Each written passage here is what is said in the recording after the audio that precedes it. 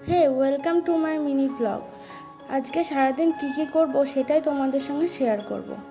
তো সকালবেলায় উঠে পড়েছি, আর ঘুম থেকে উঠে আমার মুখের অবস্থা এরকম, চোখ মুখ ফুলে গেছে। আর চলো বেশি না বকে সকাল সকাল একটু চা খাওয়া যাক। তো চা খাওয়ার জন্য চাটা আমি বসিয়ে দেব। আর সকালবেলায় কার কি জানি না, তবে আমার চাটা না খেলে মনে হয় যেন ঘুমই ভাঙেনি, সকাল হয়নি। আর দুধ চা আমি বেশি পছন্দ করি, কিন্তু দুধ চা খেলে গ্যাস হয়ে যাওয়ার প্রবলেম থাকে, তার জন্য আমি লিকার চাই খাই। আর সকালবেলা চাটা একটু কড়া করে আদা দিয়ে না করলে হয় না, যাতে ঘুমটা ভালো করে ভাঙে, তার জন্য আদা দিয়ে লিকার চা করবো।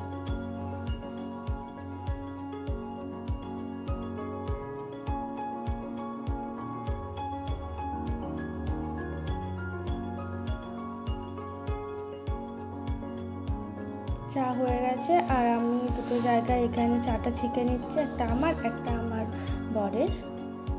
আর এই যে চা খাওয়া হয়ে গেছে, চা খাওয়ার পরে সকালবেলায় আমি ম্যাগি খেয়ে নেব। আজকে সেরকম কিছু খাবো না, হালকা খাবারটাই ভালো।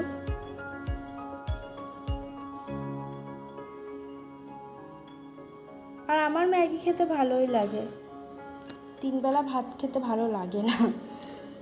যাই হোক, ম্যাগিটা এবার বসিয়ে দিচ্ছি।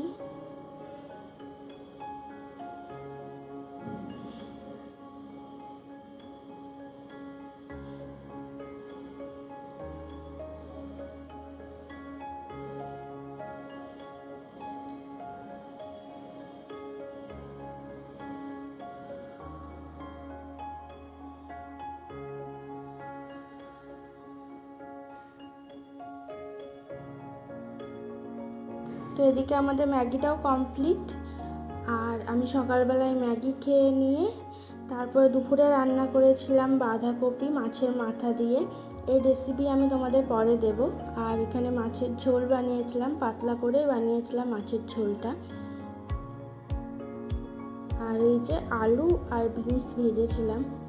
আর দুপুরে খাওয়ার আগে আমি এখানে একটু রায়তা বানিয়ে নিচ্ছি, কারণ এখন যা গরম পড়েছে সবারই খাওয়া উচিত, কারণ এটা পেট ঠান্ডা রাখে, হজম করে। তো এর জন্য এখানটাতে রায়তা বানানোর জন্য শসা, টমেটো, ধনেপাতা, পেঁয়াজ লাগবে, একটা লঙ্কাও।